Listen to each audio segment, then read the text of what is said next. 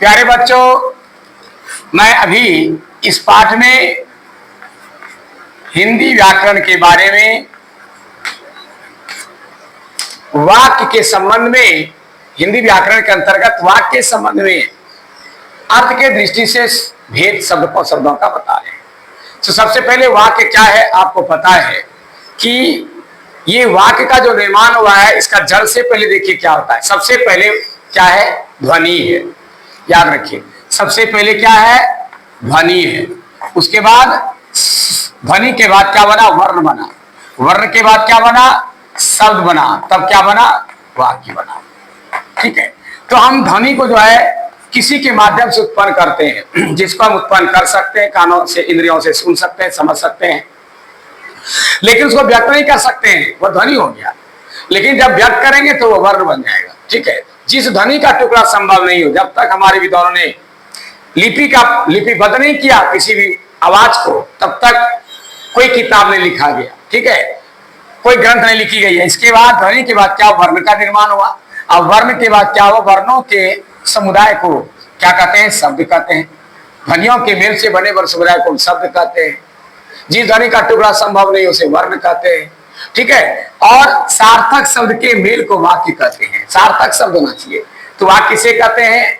मनुष्य अपने विचारों को,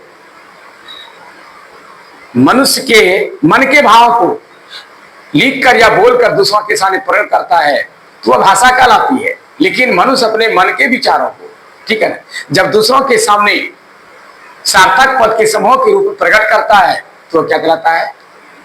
वाक्य कहलाता है। यानी मनुष्य अपने मन के विचारों को जो है जब किसी गद्य या पद के रूप में किसी दूसरों के सामने प्रकट करता है तो क्या कहलाता है? वाक्य। तो ये वाक्य क्या हो गया? आपको वाक्य के बारे में जान गए कि मनुष्य जो है अपने भाव को पूर्ण रूप से, कोई बात बोल रहे हैं, आपके अंदर में कोई बातें प्रकट हो रही है, निकल रहा है, आप उसको पूर्ण रूप से प्रकट नहीं कर पा रहे हैं, लेकिन जब लिख करके या बोलकर जब मन के भाव को पूर्ण रूप से प्रकट कर रहे हैं दूसरों के सामने, तो उसके सार्थक पद समूह को वाक्य कहते हैं। ठीक है। मन के विचारों को पूर्ण रूप से प्रकट की जाने वाली सार्थक पद समूह, क्योंकि दो पद होते हैं, दो शब्द होते हैं, एक सार्थक एक निरर्थक। तो मनुष्य सार्थक शब्दों का प्रयोग करता है तभी उसका कोई अर्थ होता है। निरर्थक शब्दों का प्रयोग करेगा उसको अर्थ ही नहीं होता। निरर्थक का मतलब कोई अर्थ नहीं। तो इसलिए वाक्य जो है सार्थक पदों का ही समूह है। कभी कभी एक नवराम आपसे प्रश्न कर देगा, सार्थक पद समूह को निम्न से क्या कहते हैं? परिभाषा लिखा रहेगा, आपको उसका नाम पूछेगा किसकी परिभाषा है। तो घबराना नहीं है, ये याद रखिएगा। तो मैंने पिछले वीडियो में आपको सब वाक्य में बताया था रचना की दृष्टि से वाक्य भेद। आज मैं बताने जा रहा हूं कि अर्थ के दृष्टि से वाक्य कितने भेद होते हैं। तो अर्थ के दृष्टि से वाक्य के 8 भेद होते हैं।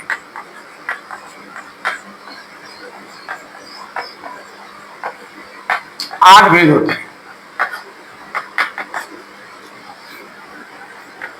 सबसे पहला है स्वीकारात्मक। ठीक है। स्वीकारात्मक है या विधिवाचक? विधिवाचक नाम बोलिए। विधिवाचक वाक्य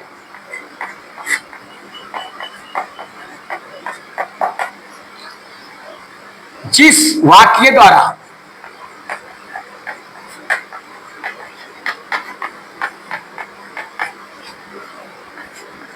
किसी भी कार्य के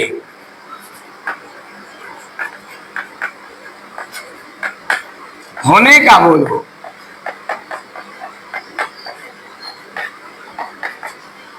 उसे विधिवाचक वाक्य कहते हैं।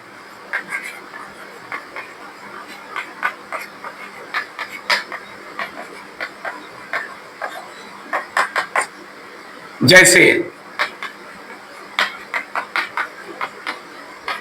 राम घर गया, हो गया, क्रिया संपन्न हो।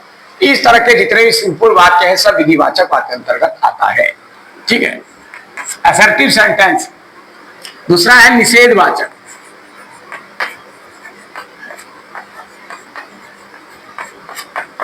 निषेध का मतलब होता है किसी चीज को मना करना, रोकना। जिस वाक्य के द्वारा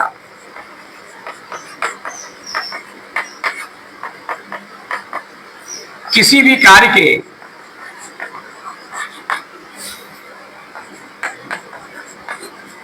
को करने से रोका जाए उसे क्या कहते हैं? हम निषेधवाचक वाक्य कहते हैं।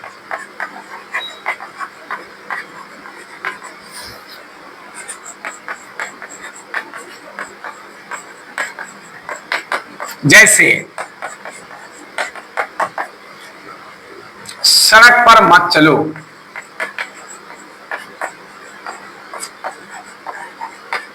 अब देखिए ये रोका जा रहा है कि तुम सड़क पर जो है ना, ये लिखिए बीच सड़क पर, बीच सड़क पर मत चलो, ठीक है ना। ये रोक रहा है। जब किसी कार्य के लिए रोका जाए तो ऐसा वाक्य रोकने वाला रहे जहां मत का प्रयोग रहे, समझ जाना कि वह निषेधवाचक वाक्य है।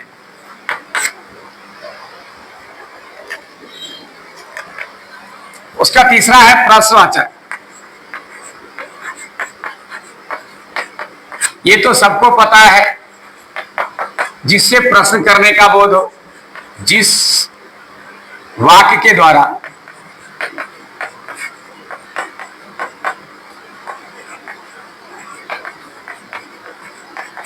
प्रश्न करने का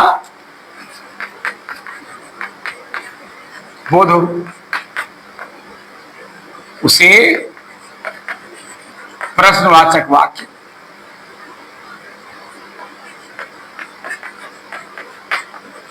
कहते हैं। इसके बारे में आप कन्फर्म है? जैसे राम कहां गया था,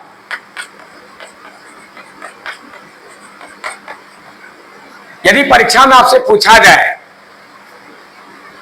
कि निम्न में से कौन प्रश्नवाचक वाक्य का उदाहरण है, तो उसका सबसे सुंदर पहचान ये पोकड़ी चीज देख रहे हैं।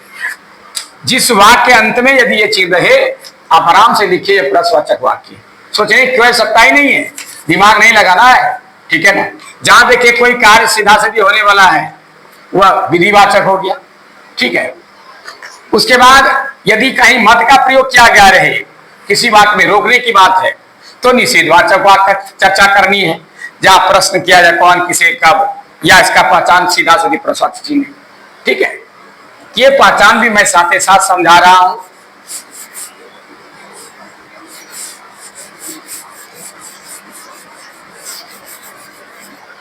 उसके बाद है 4 नंबर आज्ञावाचक वाक्य।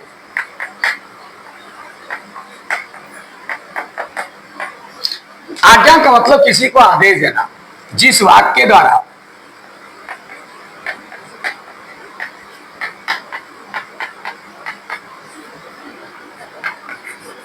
किसी को आज्ञा दिया जाए तो उसे क्या कहते हैं? आज्ञावाचक वाक्य कहा जाता है।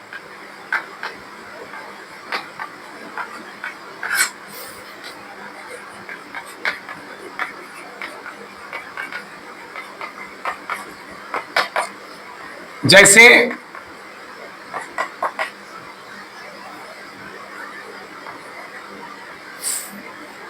बैठ जाइए,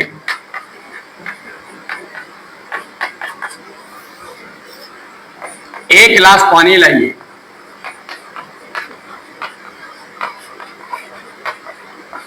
ये सब क्या है? आदेश, आज्ञा हो रहा है। इस तरह का जहां देखिए कि आज्ञा किसी को दिया जा रहा है, किसी को आदेश कर रहा है किसी कार्य के लिए, तो वहां पर आप समझना है कि आज्ञावाचक वाक्य होगा। अब है इच्छावाचक वाक्य।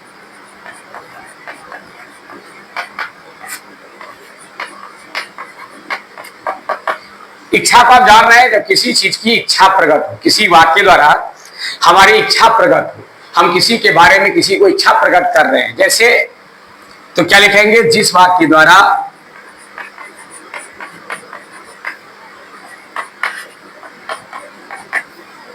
किसी के प्रति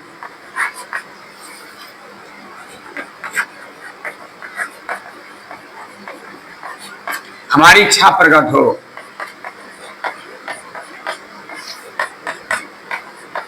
तो वह क्या कहलाता है? इच्छावाचक वाक्य कहलाता है।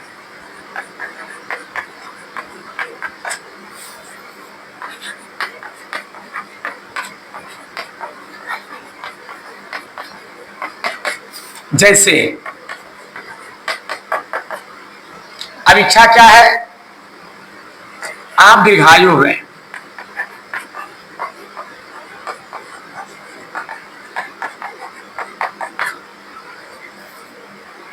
आपकी यात्रा मंगलमय हो,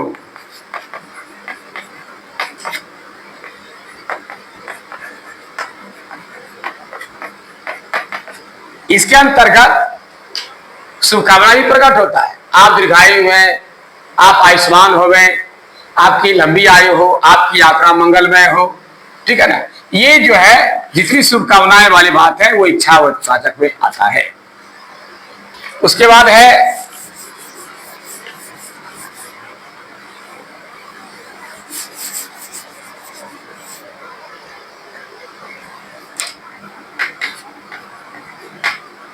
संकेतवाचक वाक्य।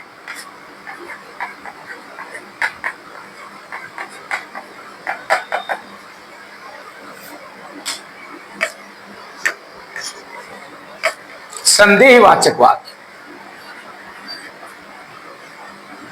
जिस वाक्य के द्वारा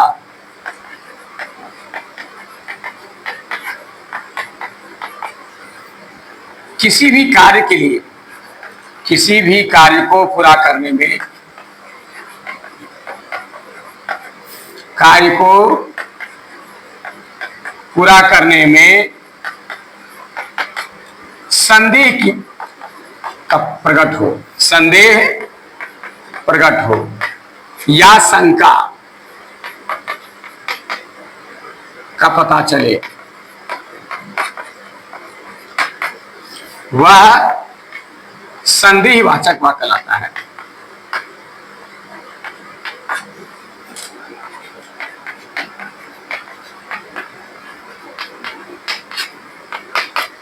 जैसे संदेह क्या है? शायद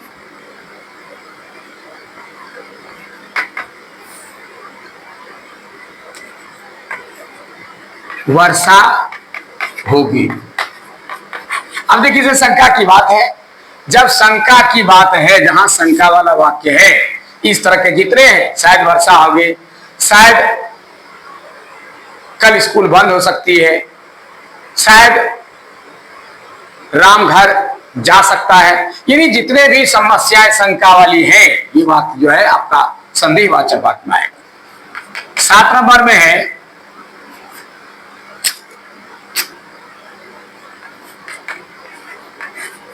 विस्मयादिबोधक वाक्य।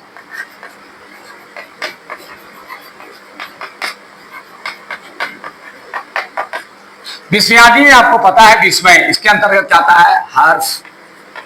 जिस वाक्य से,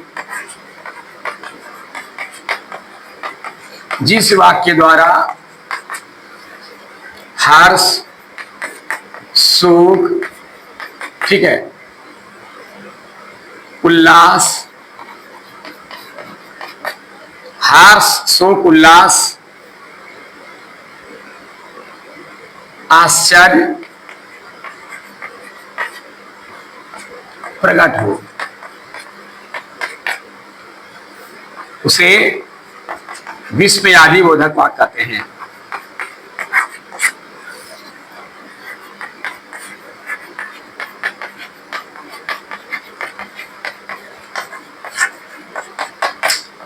जैसे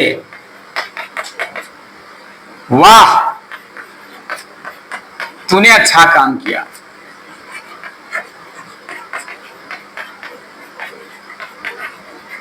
अब देखिए, वाह एक पहचान ये भी है इस वाक्य में, जिस तरह के प्रश्नवाचक में पहचान था आपको परिचय को ऐसे कहे, उसी तरह इसमें भी यह पहचान है। जिस वाक्य में देखिए विस्मयादिबोधक का चिन्ह है, समझ जाइए ये विस्मयादिबोधक वाक्य है। उसमें चाहे तो खुशहाली, चिंता, खुशी, गुस्सा, आश्चर्य, कुछ भी इस तरह का प्रकट हो, ठीक है, तो ये सारे वाक्य क्या कहते हैं? विस्मयादिबोधक वाक्य कहलाते हैं। एक वाक्य और है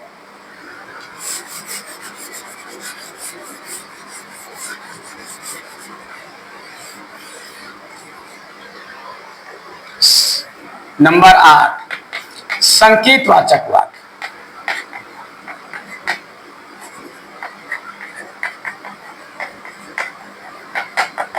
संकेत का मतलब है, ठीक है, संकेत का मतलब क्या हुआ? इशारा। जिस वाक्य द्वारा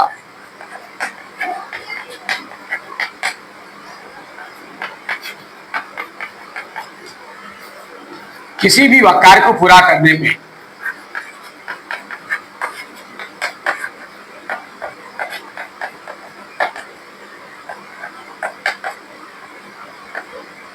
शर्त का बोध हो,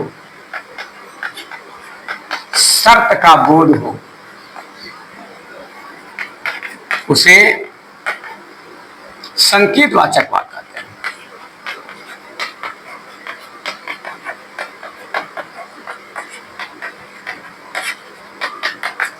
उदाहरण के लिए जैसे दे रहा हूं, यदि परिश्रम करोगे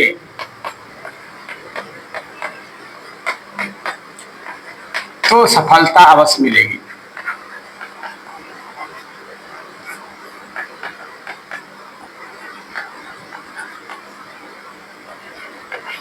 अब देखिए, इसे शर्त है कि आप परिश्रम करोगे तभी सफलता मिलेगी। तो इस तरह की जितनी भी बातें हैं, यदि वर्षा होगी तो धान होगा, ठीक है, यदि मैं मेहनत करूंगा तब परीक्षा में पास करेंगे, जिसे शर्त है। इस तरह का शर्त वाले जितने भी वाक्य हैं जिसमें कि एक का क्रिया दूसरे पर होना निर्भर हो, ठीक है ना, तो इस तरह का वाक्य क्या होता है? संकेतवाचक वाक्य कहलाता है।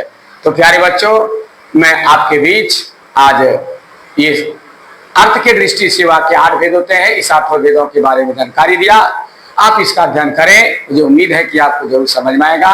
परीक्षा में आपको कभी वाक्य को दे दिया जाएगा और कहेगा इनमें से किस अर्थ के दृष्टि से कौन सा भेद है या नहीं, तो आपको कहेगा कि संकेतवाचक वाक्य का इनमें से कौन सा उदाहरण है, 3 उदाहरण 4 उदाहरण रहेगा। इस तरह से उल्टा पुल्टा करके आपसे प्रश्न करेगा, ठीक है। तो आप इस पर गौर करेंगे, मुझे उम्मीद है कि आपको समझ में आ जाएगा। एक छोटा सा रिक्वेस्ट है, यदि नए हैं तो आप इसको जरूर वीडियो को लाइक करें, सब्सक्राइब करें, शेयर करें। धन्यवाद।